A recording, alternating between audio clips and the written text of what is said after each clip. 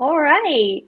Welcome, everyone. I think we're just going to wait another 30 seconds or so to see other people join us, and then we'll jump right into it. Today's panel discussion is going to be 45 minutes. I know that we have a ton to talk about, so I'm going to try really hard to keep it at 45 minutes.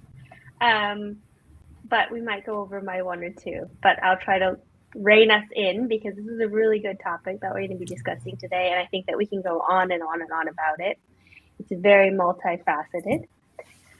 With that, I think we will jump right in. So, an official welcome to everyone. Today, we are talking about the emotional journey of allergy testing and how it affects a family. We have three really great panelists joining us, and to get started, I'm going to ask everyone to introduce themselves so you get a little bit about who they are. I am quickly going to say that I'm Courtney Kwong Hang.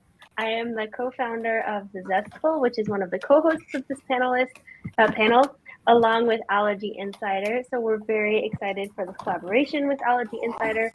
And this panel is part of our Empowered Patient campaign, program. Our Empowered Patient program, you can learn more about that. We'll share some links in the comments, wherever they are. So you can learn more about that. And you can also read more about Patrice's story. You'll hear some of it, but you definitely want to go check out more of it because it's huge. It's like super interesting. So with that, I am going to get all of our panelists to introduce themselves. We'll start with Patrice. Patrice Robinson, welcome. Hello. Thanks, Courtney. I'm glad to be here. I'm Patrice Robinson, and I'm a allergy activist for food allergy and here to talk about my son's journey, his food allergy journey. So thank you for having me. Looking forward to this conversation. Thank you. Next, I'm going to ask Gary to introduce himself. Sure. Hi, everyone. It's great to be here. Gary Falsitano. I'm a licensed PA, physician assistant or associate. I've been in practice over 25 years. Pretty extensive experience in primary care and emergency medicine, but the last 10 years, really focusing on allergy and immunology. I'm currently the clinical affairs manager for allergy at Thermo Fisher Scientific, and we make the Immunicap testing. So it's great to be here. Great. And last but not least, Tamara. I'm just like getting you guys to say your titles because you know them better than I do. Okay. Hi, I'm Tamara Hubbard. I am a family therapy trained licensed clinical professional counselor. I've been in the field for about 19 years now. And I'm also the founder and president of the Food Allergy Counselor, Inc., which houses the Food Allergy Counselor Directory and a whole website dedicated to the psychosocial support of those managing allergic diseases. I'm also a community advisory board member for the Center for Food Allergy and Asthma Research here in Chicago, and I'm an allied healthcare member of both Quad AI and the college. Amazing. So as you can see, we're going to have lots of different perspectives to talk to us about allergy testing today. Before we launch into the juicy stuff, I just want to say that what we're sharing are personal experiences, and this is not medical advice. If you do have questions, please go ahead and ask your allergist or your doctor or whoever you are in care with. But what we're talking about today is just experiences, and again, it's not medical advice. So with that, I would love to ask Patrice to tell us about why we're here. What is the allergy journey that you have recently been on? All right. So very interesting story that I have to share with you. The allergy journey that we've been on is pretty much around my son, my second son, Landon Robinson, who had several football offers for scholarships to play D1 football, and he obtained his best offer of his life, one that he really, really wanted, with a service academy. And because he had been identified as having this food allergy with severe reaction to this particular food, which was the peanut, he had received the offer, and I had disclosed this information to the recruiter. And the recruiter came back and said, unfortunately, because of this allergy, we would have to rescind Landon's offer. And that is where the journey started. And from there, the journey was, for me, the journey was figuring out what this allergy was all about. Landon had been diagnosed when he was very young, and now he is 18. And my entire process at that point was, we need to figure out how to change the outcome of that decision that we had just heard. So the journey started with taking Landon back to his allergist, having him retested, understanding that there are advances in technology these days. In my mind as a mom, the only thing I wanted to do was to change the outcome and give Landon that opportunity back to play at this particular organization. So we started there, we called the doctor, we got him back in, we got him retested, and then the story kind of took off from there, because the results that we thought we were going to get, we did not get. Pleasantly surprised. The results that we thought we were going to get, we did not get. So that's how the journey started, and here we are. You know, he is, or has been, cleared of this allergy, thankfully, to this particular test that Landon had, that drilled down through the process of his of this particular blood test, found out that he was actually not reacting to the peanut at all, which is what we thought he was reacting to. He was reacting to something else that mimicked the peanut. So when we got the results back, clearly we were happy that we took the journey. We were happy with the results, and it gave Landon his opportunity back. And as of this day, he will be playing D1 football at the organization that he wanted to be at, and that is with, you know, a service academy. So we're happy, and that journey starts in about 2 weeks. 2 weeks. So we're super excited for it. That has been one heck of a journey that you guys have been through, and I think that we'll probably hit upon what happened with your other two sons eventually, Yes. because that's also very interesting, and that's also something that we really want to talk about. But before we get into that, you talk a lot about testing and the advances in testing, and maybe some people have just been tested once at the allergist, or they've gotten many different tests. So I think let's clarify what all of these tests are. Okay. Gary, can you give us a little overview about what can we expect if we're going for allergy testing? Absolutely. So, and I'll try to tie it back to kind of Patrice's story, right? So we can kind of keep it a little bit relevant with Landon's story as well. So, you know, all allergy testing starts with really a history, right? We want to, as a clinician, we really want to get the right person or the right people tested at the right time with the right diagnostic. So figuring out what their story is, what their history of reactions is, and then guiding the testing from there. So what Landon had when he was young was one of the most common ways that we test for allergy. And what we're testing for here, by the way, is IgE. So IgE is an immunoglobulin that is associated with clinical or with allergy. And we need to produce IgE, and then once that IgE is produced to a certain allergen, we're exposed to that allergen, we have a response, a clinical response, or an allergic reaction, as what most people think. So skin testing is one way to assess IgE, and it's been around for a long time, over 100 years. You know, it's very reliable, but it uses what we call whole allergens. So all of the peanut, or all of the birch pollen, or all of the egg. There's a secondary way to test, blood testing, and that also uses the whole allergen. And that's also been around for about 30 or 40 years, and it's constantly improved over the years. But that's what we call in vitro blood testing. That measures IgE antibodies. And then what Patrice was specifically referring to when she said, you know, where the technology has come since Landon was first tested years ago, is this component testing. So component testing looks at individual components, mostly proteins, that are in the allergen source, and they each have different characteristics that we can use to predict how someone is probably going to respond if they're exposed to an allergen.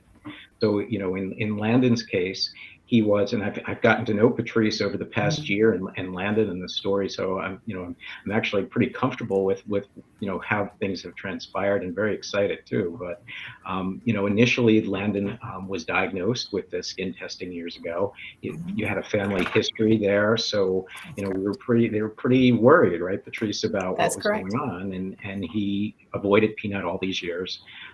But since then, component testing really allows us to take a deeper dive, to be more specific when we're talking about sensitization, right? So the difference is you can be sensitized to something, which Landon was. He had a big skin reaction, but not necessarily clinically allergic.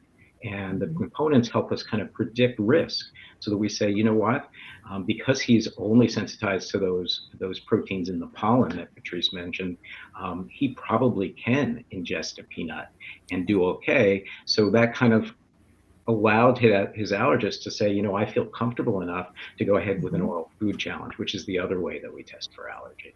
And that's an oral food challenge, is basically given graduated amounts of that allergen that we think that we're trying to evaluate, and to see if a person actually reacts. And in Landon's case, he didn't react to that oral food challenge.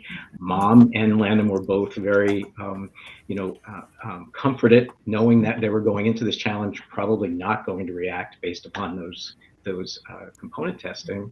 And then he got the great news. He passed and was told to start eating peanut Right away. Yeah.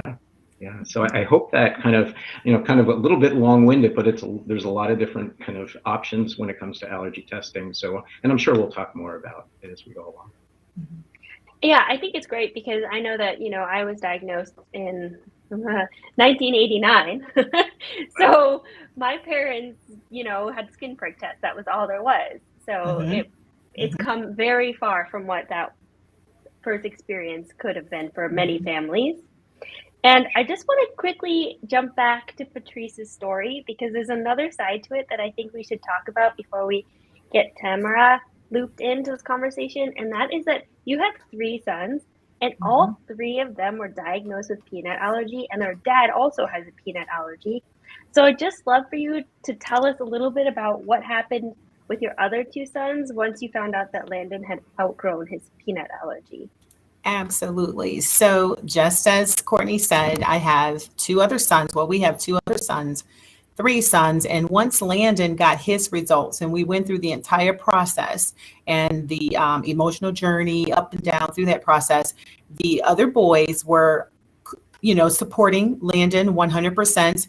But at the same time, also sort of wondering, am I allergic to this? And they were very adamant about finding out whether or not they had outgrown this allergy as well. At the time we thought it was outgrowing the allergy, so I'll just use that term. They thought maybe they could have outgrown the allergy, so they were really excited. They knew that the test was there and that they could do it. So, of course, that's what we did. We had the boys tested, and they went through, instead of going back through the prick and the food challenge and things like that, what the physician decided to do was go straight for the blood test. And based on the range of positivity, I guess, Gary may help me out with this. Yeah, and the proteins that were positive, right? There's certain proteins that are low risk, certain that are high risk. Right. So we found out that on the peanut, there's 150 proteins, right? And and those different proteins will determine, the range of your sensitivity, to the peanuts. So we had Logan tested, who's our oldest, and Logan came back pretty high with that protein that was, identified marker as it's probably very dangerous for him to ingest the peanuts. And our youngest son also came back with the same exact results. And if I'm not mistaken, don't hold me to this, but I believe the range was 40, the high range from 0 to 49.5. Both of the other boys came back at 49.5. So we were very, very clear that they would never be able to ingest the peanuts without having a severe reaction. What that did go ahead. Oh, I was just going to say, so the range is actually goes to 100, but 49.5 is really high. So, Yes. and So especially when we're talking about a high risk component. So, go ahead. I'm sorry. thank you, Gary. I appreciate that. They came at the top.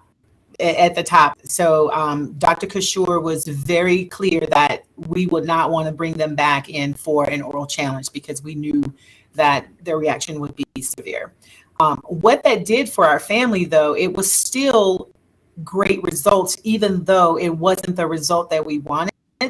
What it did for my oldest son was help him to understand, I truly am allergic. I don't have to guess about this. I don't have to, think I want to taste this and not. He is clear that I do not want to ingest peanuts, peanut butter, or anything like that. And he lives his life as he continued to live his life all this time from 0 to 21 years old. So nothing changed for him. The youngest one, however, was a little bit sad that he was not able to be like his other brother, Lyndon. He really wanted to taste the Smucker's peanut butter sandwiches. He wanted to taste the Snickers bars. He wanted to taste it, but unfortunately, he knows that he cannot. And so for there, I had to do a lot more supporting and, and talking and comforting him and saying that, God made you just the way you are and you are perfect. And there are people who are just like you in this world and they deal with some of the same challenges. Your life won't change. You will continue to live the same beautiful life that you've always lived before. And we will continue to follow the same diet and you'll be just like your dad. Your dad has never had peanuts his entire life. He's 54 and he's fine. So, just that encouraging helped him, but to know the results was the best thing ever because now we live with a surety that these two are and his brother is not. And so that's pretty much the outcome. Yeah, and I'm sure Tamara can speak to this, but especially in that age group, risk taking can be an issue, especially as they start to move away from home. So I think having that certainty, right, is really important. Exactly. Well, yeah. And Courtney, I don't know if you want me to go there next, or if you have another question you want to throw in there as well. But the word certainty. Well, we know that anxiety is usually increased by uncertainty, unpredictability, and ambiguity, or things not being clear. And so let's look at the teen years, and there's a whole lot of that. And let's look at food allergies and allergic diseases. There's also a whole lot of uncertainty there as well. Even Gary was talking about, sometimes there's uncertainty with the testing because allergies aren't a science, as allergists have told me. So so with teenagers, again, specific to this, and I don't want to get too far off topic, but basically my advice for parents of kids with teens with allergies is to really get them involved in the conversation, in the planning, get their buy-in, get them to, listen to the ideas they have to keep themselves safe, ultimately be the boundaries and the parameters, but work with the ideas they've got. That's really interesting. That makes me think of two things. So I'm gonna jump to Gary and then back to you, Tamara. How often should someone get tested? Yeah, so that's really an individualized kind of decision that needs to be made, kind of between the patient, family, and the clinician, right? I think, generally when children are younger, they're retested more often because we know that, there's certain allergies. So milk allergy, egg allergy, wheat allergies, like often children will outgrow them by adolescence. So testing on a regular basis can inform, the potential to say, hey, we may be getting to a level that we want to try a food challenge and clear this, right? But I think it's a very individualized decision, and it really, it can also be determined by, how high your levels were or how big a skin reaction you had on that initial test, how severe an actual reaction, if you actually had an adverse food reaction. All of those can kind of come into play when determining when to retest. And Patrice, getting back to your, you didn't want to say they had outgrown the allergy, but that very well may have been what happened, right? Since they never really were challenged at young ages, they may have truly had, all three may have had a true peanut allergy, and Landon could have developed tolerance and outgrown it over time. or not. Maybe he was, mislabeled at the time, using the best diagnostics at the time. So it's hard to say what exactly happened, but the good news is he's going to that service academy. He's going to that service academy. That's for sure. So I have kind of two questions for you, Tamara. I guess the one would be how you can work. Maybe I can actually make it into one.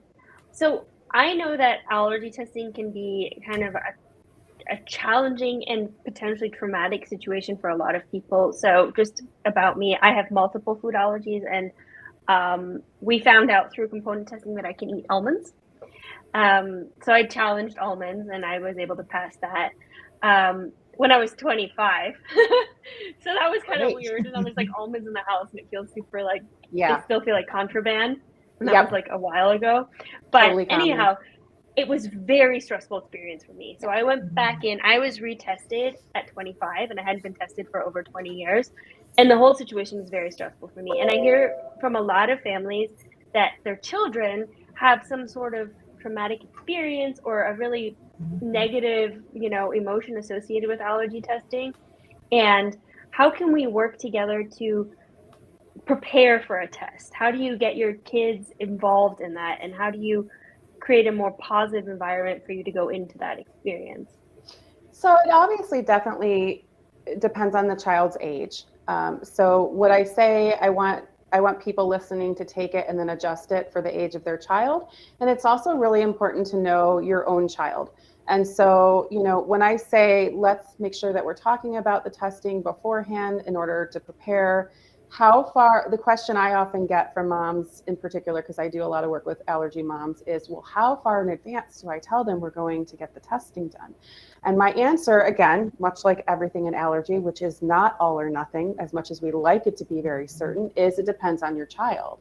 If your child is very anxious in general about things, you may not want to talk about it too far in advance, but give enough time to sort of prepare, or maybe do it the day before and just have a little conversation. If they like to prepare and have a little bit more time to process, then maybe you talk about it a week before. But in order to prepare, especially if they've had an experience where, they were scared with testing or anything like that, it's to make sure that you and the child have any and all questions answered, or have an opportunity to talk about those questions either before the testing or at the appointment.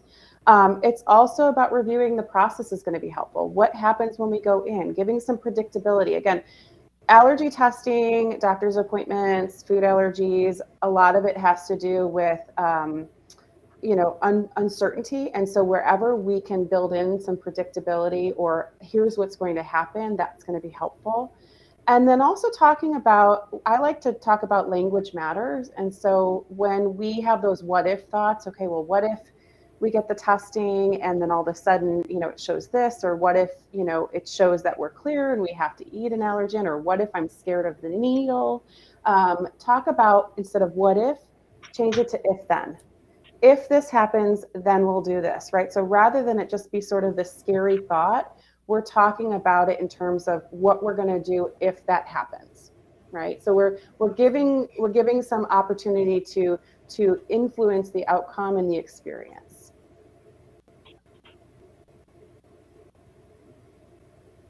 I think Courtney's having just a little bit of connection. My connection goes in and out. I'm not sure if you can hear me. But I heard a bit of that, and I heard a lot about uncertainty and age. So I'm sorry if I can't specifically address what you just said. That's okay. Tech happens. So I was like, I'm catching every third of that.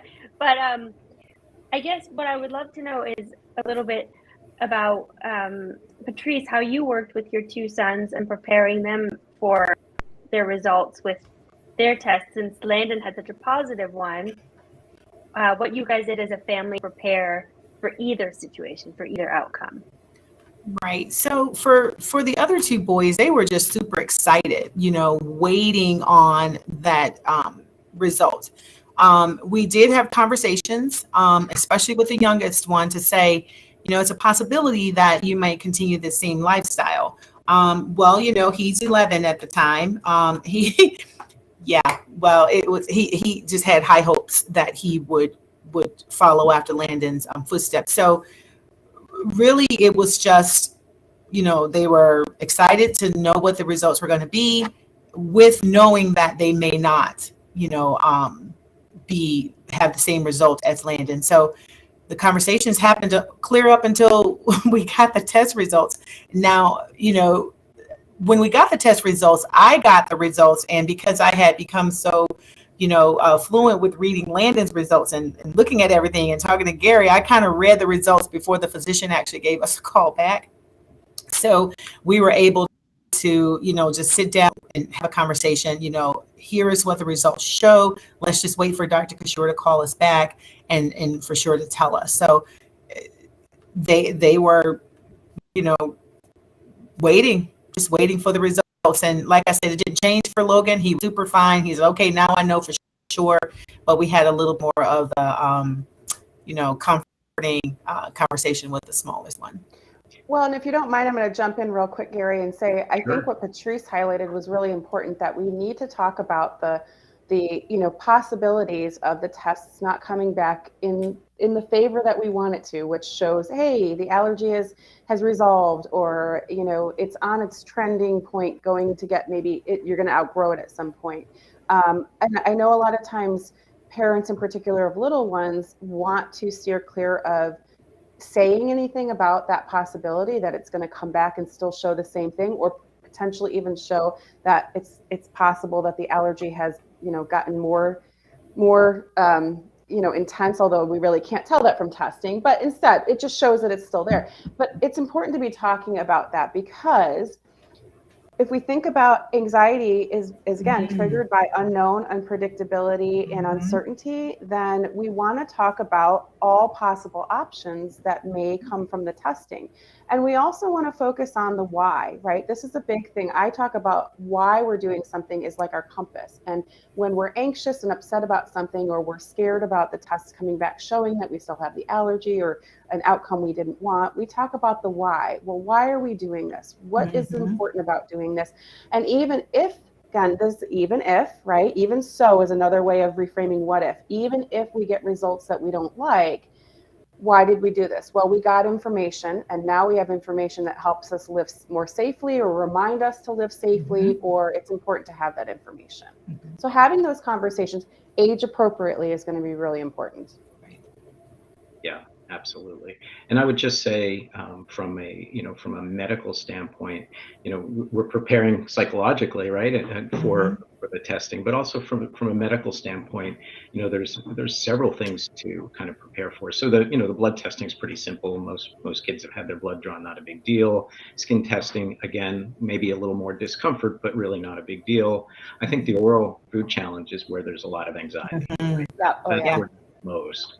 And there's typically making sure that you understand clear instructions from the typically an allergist doing that.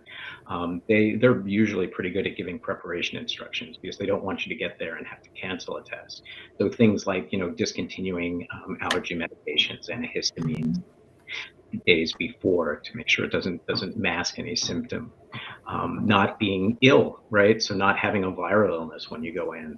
One of the things I think, Tamara, you spoke about how there's, the art and the science of allergy. One of the things about allergy is sometimes we can have a reaction one day to a food and not another. And that really speaks to sometimes how cofactors can come into play. So if you have a viral illness, or maybe you're taking NSAIDs, they can all be cofactors that can lead someone to have a reaction, or a more severe reaction. So making sure you understand and speak with the office prior to the food challenge with all the things that you need to do to prepare, and then making sure too you understand what the process is going to be. So during those conversations, especially with a child, you can say, here's what's going to happen, right? And maybe, Tamara, you can speak to also, the food aversion, right? Someone who is not eating peanut, forever, may not like the taste, or may be so afraid of the taste, right, that there can be some issues. So, yeah, no, that's very, very real. Like, that's very common. And again, you said when we get to a point, like maybe the testing says, well, now we're going to food challenge, and we're going to really see if these testing results are accurate. And I think Courtney kind of hit on it herself. Even at 25, she hadn't had an almond, and the thought of eating almonds was scary and uncomfortable maybe, right? So we have to acknowledge those feelings. And as parents, you know, it can kind of freak us out when our child says, but I don't want to eat that, or I'm afraid to eat that, right? But we have to start with acknowledging, validating those feelings, understanding and having empathy that this is really hard for them. They've been taught their entire life that this very food, this very allergen is something they need to stay far away from. And then again, reconnect to the why. Why are we doing this, right? There's that compass. The why helps us through the very scary and hard times. And then we together make a plan. Well, how would you like to do this? Would you like to do it in really small amounts? If you do have some ability to impact how you do it during the challenge, what food would you like to put it in? Start pulling them into the conversations. The other piece is, in addition to that, for preparing, whether it's for testing or for oral food challenges as a result of the results from the test, is to not only prepare for the appointment itself, understand the process, and ask any concerns and questions that both you and your child have, but is also to prepare the logistics. So what are we going to bring to the appointment? Maybe it's distraction tools. What are we going to do if we feel that big worry come up, or the anxiety, which probably will? Let's be real. Anxiety is not a bad feeling. It just makes us feel very uncomfortable physically and emotionally. So we don't like it. But what can we do when that feeling shows up? Well, we can deep breathe. We can play with our fidget toys. For older kids, you know, we'll let you be on any iPad game you want. This is not the time to pull the iPads and the TVs and the video games away. So talking about logistics of the appointment too, and then maybe even connecting to how might you feel after it's done. And then again, after the appointments, reflecting on what you got through, how brave you were, what we learned, and why that was important to do. So I think there's several questions. It looks like Courtney's has a bit of a connection issue, and I think there's several questions coming through. Patrice, how are you? You know, I know Landon hasn't been home a whole lot, but when he's home, how are you addressing him being able to eat peanut and the other boys not? How do you deal with that in your own house? Well, it's pretty simple. The other children are like, no, we don't do the peanut butter and things like that. So it's okay. We do keep it though in just one section of the cabinet in the house. So there's only one section that has the peanut butter, the Reese's and things like that Landon likes. And the rest of the house is peanut free. So excellent. So, you know, managing those results, and I think you spoke to this, right? You had two results that were high risk, and the boys can't eat peanut. You had, you know, Landon was able to be cleared through kind of low risk results and then a food challenge. But you know, how did you kind of set the boys up? I think you spoke to this a little bit, right? But knowing that there was a good chance they might not end up like Landon, right? And they might, you know, how did you prepare them emotionally? Like I said, they were excited to know that they were going to have an answer. So that was a good thing, because that helped me, you know, to talk about the things that we could do if we found out that they were not. But it also gave me an opportunity to say, listen, if not, you continue your life. Nothing changes. You continue your life exactly the way it is right now, and you're going to be okay. So it was a win-win for both sides. You know, the win was to know the result, and then the other win was that their lives did not change. So we didn't have to backpedal and change anything. We just continued the course. And so the other children were okay with that. They just continued like they were. I will talk a little bit real quickly about that anxiety that, you know, she was just speaking of. That's a very real thing. And we did notice heightened anxiety in our oldest once he really realized that, oh, I really am allergic to this. It's been proven, it's on paper. Oh my God, you know, so we did go through that anxiety issue and talk to him. And, you know, and for a while he slept with his EpiPen because he was so nervous that there might be a peanut somewhere or whatever that might, you know, jump on him. But he went through that anxiety, but now he's better, much better. And he continues to just go through his course in life knowing that I can't have it. And he, oh, hi, Courtney, you're back. But he did have a reaction, right? And all the boys had avoided peanut, successfully all those years. And then Yes. shortly after he was confirmed, correct. right, not necessarily confirmed, but since he got the blood test that showed he was at high risk, he had an inadvertent exposure, didn't he? That is correct. So on our way from taking Landon to school, we stopped over and picked up some donuts, and there was a cross contamination, and that was after Landon got his results, and we're on our way back home. He has contamination exposure, had the symptoms, the stifling. He felt like something was in his throat. He started having physical symptoms, of this reaction, and we had to pull over, and we had to take the precaution. I had to administer his EpiPen. We had to call, 911. They had to come and block off traffic, on the highway, coming from Connecticut, coming through Connecticut. So he had a reaction to that cross contamination, and clear, with. But it also, I'm sure, also gave him some peace of mind, right? That the EpiPen, the epi auto injector actually works, right? And Absolutely. that he can take some comfort in knowing that he needs to be prepared, but. That's correct. Okay. Yeah, and it also helped him to understand that it was a true story, that he truly will have this reaction. It wasn't just because he had never been exposed to peanuts before, right? So you don't know what you don't know. So with him having that reaction, and then actually having to use the EpiPen, and then getting the results that confirmed for sure, we have the clinical side, we have the live injection, and and then the fact that the EpiPen worked to save his life, all three together, he's clear on what his path is. What you're talking about, Patrice, I often find in especially those teens, especially if it's been a long time since they've had a reaction, usually the reaction that led them to the diagnosis, or they've never had a reaction because they've never ingested and they've just been diagnosed based on test results, is that there can be knowledge gaps. And we might forget, to take it seriously as we get really comfortable with it after the years. We've had no reactions. We don't remember the reaction. So actually that, in a way, was a good outcome. And that's one of those points where I'm glad you reflected with them and said, hey, wait a minute, what did we learn from that, right? Why was that important, even though it sucked and we hated it and it was awful, we wished it hadn't happened? Actually, and yes, it may increase the anxiety initially, but that's appropriate. That's an appropriate response.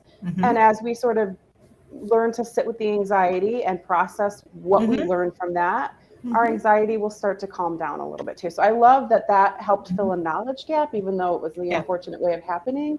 He now looks at his allergy differently. That's correct. And he's more astute on, labels and reading and exposure, cross contamination. He understands what that is, more so now. So yeah. And also a lesson for your youngest as well, right? He got to for sure. Hi everyone, sorry about that. But I have to say that as an adult with food allergies, it's very true that when you go long gaps without an allergic reaction, which is wonderful, and you hope everyone has that experience, you become slightly complacent. And you start taking more risks because you forget sometimes that that is a reality. So even though your youngest son hasn't experienced a reaction himself, seeing his brother go through that will also be, I think, probably something for him to be like, yeah, it sucks that I didn't end up like Logan, but at least I know that it's actually real, and that I have to take these results seriously. Right? Absolutely. And that's exactly what he said. Amazing. I don't know if I'm repeating anything. Sorry, guys. But I no, perfect. Having an excellent time. I think that I've come back just at the time for us to slowly kind of round out the conversation.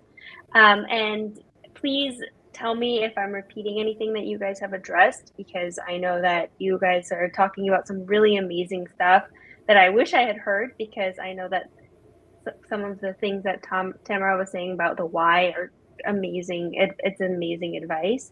And we kind of have this holistic team with you guys. So understanding your results and then understanding them in the medical sphere, and then understanding them in the how do I live practically every day sphere. Exactly. So I would just love to know, Gary, if you could tell us a little bit about the I heard the word uncertainty a lot, and please tell me if I'm repeating this, but when you get test results as a patient, how can you sit down? Like, what advice can you give a patient to sit down with your doctor and understand what they actually mean? Because sometimes, if you don't get component testing, but you get like a panel blood testing, sometimes it feels completely overwhelming, and then you feel like the whole world is telling you you're allergic to everything.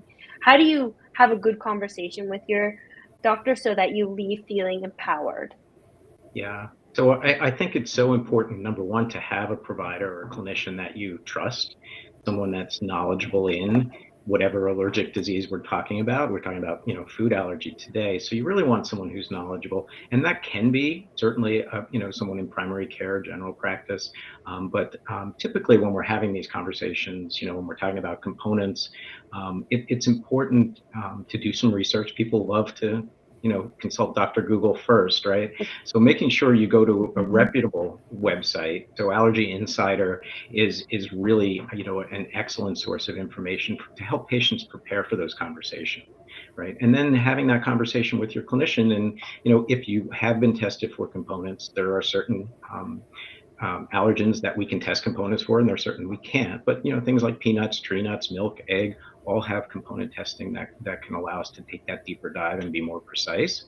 And then having that discussion with the clinician. So it always comes back to tying in the clinical history with the test results, and that's how we diagnose a clinical allergy or rule out a clinical allergy. So, understanding that just because what it says on paper does not mean you're allergic or not allergic, right? It can be reassuring for sure, but it needs to be correlated with the clinical history. So that I would say that's the most important. And I'd also say, if you're not getting the responses that you feel confident in with, from your doctor, from your clinician, it's okay.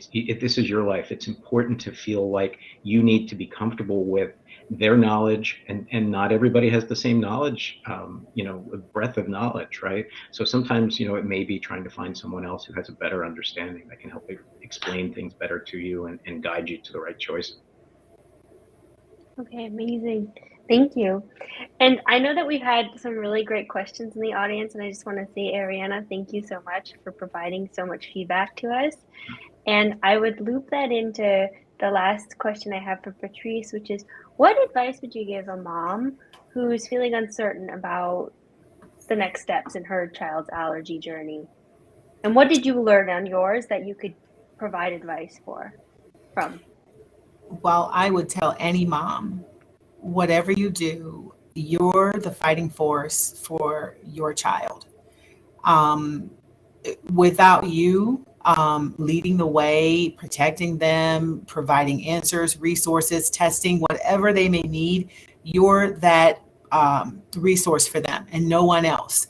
So my advice to every mom, dad, or parent would be that advocate for your child on whatever level they need.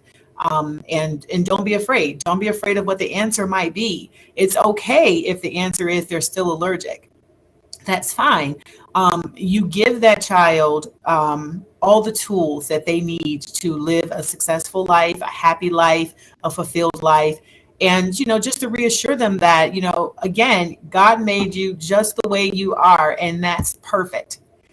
And that's all they need to know, regardless of what the outcome is. So my advice is be that advocate always. Amazing. And Tamara, is there anything that you could, so this is really what we feel like Patrice's journey has been, is really, what does it mean to be an empowered patient? Mm-hmm. How do you be an empowered patient at the doctor's office, advocating for your son at the school of his dreams, and making your family feel empowered, even though maybe the results are so mixed for everyone? So I'm going to throw you kind of an open question. Okay. Is, what does an empowered patient mean, and how can someone start that journey if they're feeling like their food allergies are just completely taking over their life? Yeah. So an empowered patient really means a couple of things. It means being honest with your feelings. I always like to say, give every feeling a space at the table, even if it's ones that make us feel uncomfortable. We're sad, we're upset, we're angry, right? Let them all have a space, let them have a moment, process them, and then redirect your focus on what is it that I want to be doing in life that I feel I can't be doing. And that feeling I can't be doing might be perception. Right? We might perceive we can't do that, just like in Patrice's situation. They felt because of the result from his childhood that he was not able, they were told he was not able to do it. And then say, where can I go to get the information or to problem solve to figure out if, in fact, that is true? And if it is true, what can I do to work around that, right? What is within my influence? And it's not about controlling everything out around us. It's about how do we influence the outcome and the process. And one tool I'll offer, we didn't bring it up, but sometimes there is needle phobia when we talk about blood testing and other tests and skin prick tests. There's a wonderful organization called the MEG Foundation, MEG Foundation. And they have, when we talk about preparing for appointments, they have for teens, adults, and kids an online, it's a tool that you can put in your information and basically build a plan for yourself on how to handle the fear, the phobia, the needle phobia when you're in the actual appointment. Because needle phobia, I think it's something like 25% of people have needle phobia, so it's pretty common. Oh wow, yeah, thank you. Yeah, that's something we didn't even talk about when it comes to testing. It's like all of that's the a whole nother anxiety. Yeah. There's a whole lot of ways we can, right? We can what if and get nervous about a whole lot of things for appointments. So yeah. And before we go, just Gary, what as a physician's assistant does being an empowered patient mean for you? Well, I think I kind of alluded to it earlier. It's about taking control, right, of your own disease process, being an informed patient, finding the right people to collaborate with and finding the right clinicians that work for you or your family to really help you get to the answers, just like Patrice had to do, and so I think that's the most important thing. But, and again, once you find someone you can trust, really, relying on their expertise as well, right? Because the internet is great, but you really need someone's years of experience and the time that they've put into really learning medicine to guide you in the right direction. So be empowered yourself, find someone great to work with, and that hopefully will get you to the answers you need. Amazing. Thank you so much. I feel like we have the perfect real live empowered patient, super allergy mom with us. Exactly. So I just want to thank everyone for taking the time. We have Patrice's story on our website, thezestfull.com, and the link is in the notes. And you can also check out Allergy Insider to watch an amazing video of Landon's journey. It is like a sports movie. Get your so you guys, so yeah, no, it's like you feel like I just watched Friday Night Lights, but the allergy story. It's like amazing. So go check it out. Thank you. And everyone, if you want to share your empowered patient journey with us, please do check out. We have it in the notes, but it's thezestfull.com/empowered-patient, and you can see how to participate, share your story, check out Patrice's story, and we have a lot of really great stories coming throughout the year. So again, thank you very much, and we'll have all of the links of everyone here. So if you want to check out anyone on social media or their websites, please make sure to go to wherever the link is. And that's about it, guys. Thank you so much. I'm sorry I cut in and out, but this has been an amazing conversation for what I caught. It was amazing. Thank you all. It was amazing. Thank you. Thank you so much. Thank you. Bye-bye. Bye-bye.